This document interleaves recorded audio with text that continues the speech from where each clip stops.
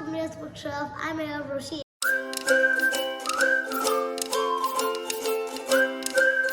And today I'm going to be doing Junie B Jones and the Stupid Smelly Bush.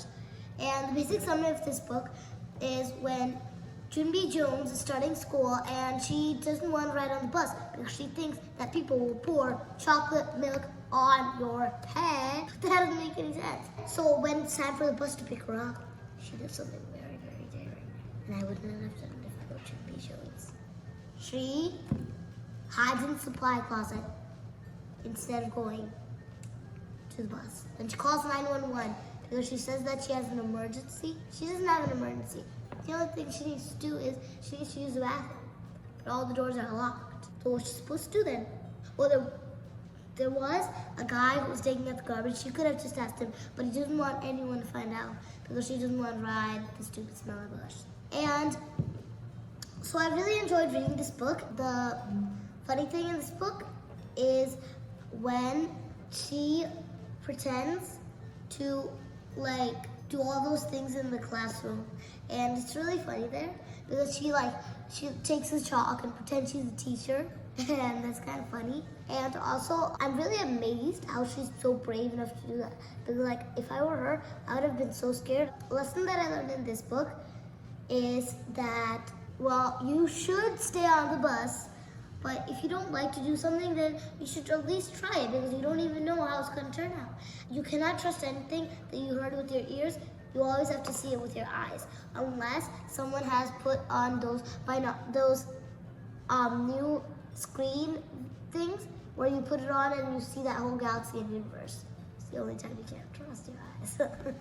Junie B Jones and a Little Monkey Business. And this is number 2 in the book series. Basic summary of this book is when Junie B Jones gets a little baby brother and her grandma says it's the cutest little monkey she ever saw.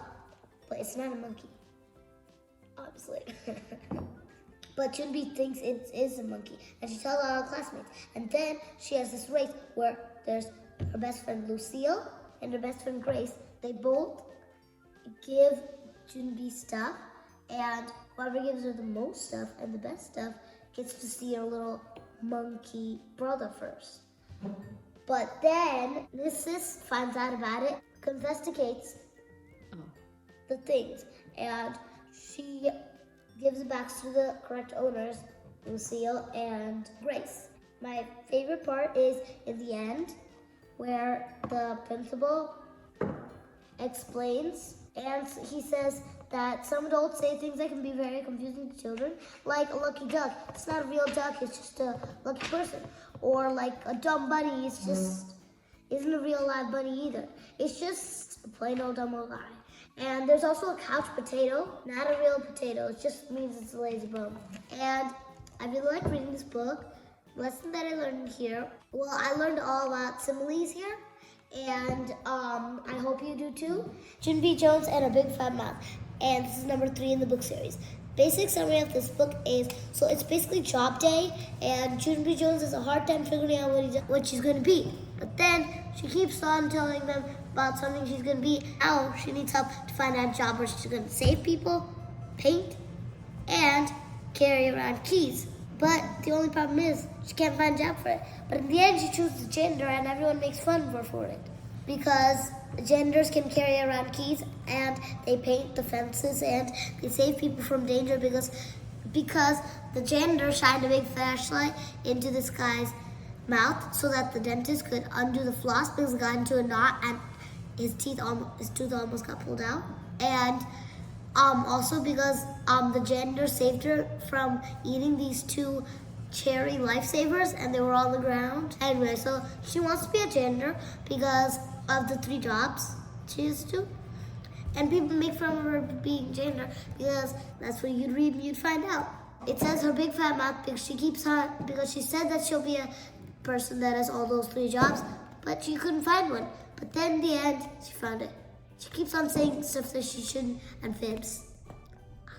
The funny part in this book is when he just screams, "Get that out of your mouth," for the part when she puts the cherry lifesavers in her mouth. And that's kind of creepy if you ask me, because she's just like like scream his life out.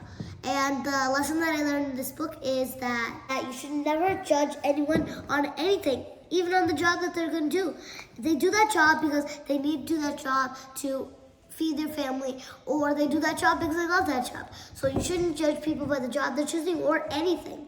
Junie B. Jones and some sneaky peeky spying. And this is number 4 in the book series. Basic summary of this book is when Junie B. Jones sees her teacher, Mrs., taking grapes from the grocery store without paying for them. So then Junie B. Jones is scared to tell anyone and to have to tell Mrs. because she thinks that Mrs. is going to go to jail. But then in the end, when she tells the principal, she finds out that Mrs. is not going to jail. Mrs. is proud of Junie B. for telling the truth, and I really enjoyed reading this book. The fun part was when Junie B. said that she hid in the hamper and her grandpa went into the laundry room to take out his teeth and put it in the glass of water, old people do.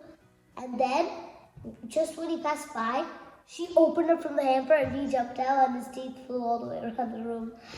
And the lesson that I learned in this book is that you should always tell the truth no matter what, and that you should, even though if you think it's wrong, you should always admit it when someone does something wrong, because who knows, sometimes that person won't even get punished for it. Junie B. Jones, boo, and I mean it. The basic summary of this book is when Junie B. Jones, so it's Halloween, and Junie B. Jones is scared because she does not like going on Halloween because of these 5 scary secrets she found out. So she found that real monsters and witches go out trick-or-treating on Halloween, only they don't even wear costumes on account of everything thinks they're dressed up, but they're not. They're already wearing their real actual face and clothes. Number 2, do not carve pointy sharp teeth in your pumpkin, or else they will roll into your room while you're sleeping and eat your feet. Bats like to land on your head and live in your hair. Black witch cats can claw you into a shreddle. Candy corn isn't really corn. Well, the last one is correct. Candy corn is not corn. So, but the other ones are fake, obviously. And so she's scared of those secrets. But then she buys this clown costume of Squirty the Clown. And clowns are horrid and weird. So the reason she got it was so that she could creep out all the monsters and people so that they wouldn't attack her. But they wouldn't really attack her. And so then I really enjoyed reading this book. Anything in here was when she was like, boo, wah. And then the Cinderella and the fairy godmother in their costumes, they were like, because she was just saying, arr. And clowns don't even say it. The lesson that I learned in this book is that whenever you're scared of something, you need to try and face your fear, or else you're never gonna know what it's about. You're always gonna have fear about it, and you're never gonna get over it. Junie B. Jones, first grader, Jingle Bells, Smells, P.S. So does my basic summary of this book is so it's the holidays, and Junie B. Jones and his class, they're doing 2 things. First of all, they're going to the gift shop and they're buying things for their families and for themselves as Christmas presents. And so, you see, every single year, a class gets chosen to do the Jingle Bell song. And this year, Junie B's class gets chosen and they get to wear the elf suit.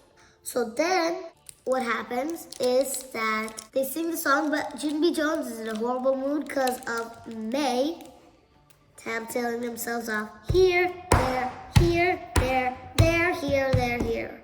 And then they get in trouble. So then, in the end, Junie B learns how to be a giver and not a getter. So the funny part in this book is so they're rehearsing, and then first she sings it correctly. Then she sings another chorus in May's ear. Oh, jingle bells, Batman smells, P.S. So does May. I'd throw May right off the sleigh and then I'd run away. I really like reading this book, and what I learned from here is with a little bit of hard work, you can get anything done. Junie B, first grader, turkeys we have loved and eaten, and other thankful stuff. The basic summary of this book is when it's Thanksgiving, and so what they're doing is they have to write a list about things they're thankful for. And this class comes up with the most creative you've ever seen, and they have a small Thanksgiving feast in their classroom. And my favorite part was when they read out the whole list, because there's some very unusual things there. There's this guy named Sheldon, and Joe said that he was thankful for a TV remote, and Sheldon said he was thankful for toilet paper. And that's the funny part. And the lesson that I learned in this book is that no matter what, you should always be thankful. And with that, I'll say goodbye and see you later.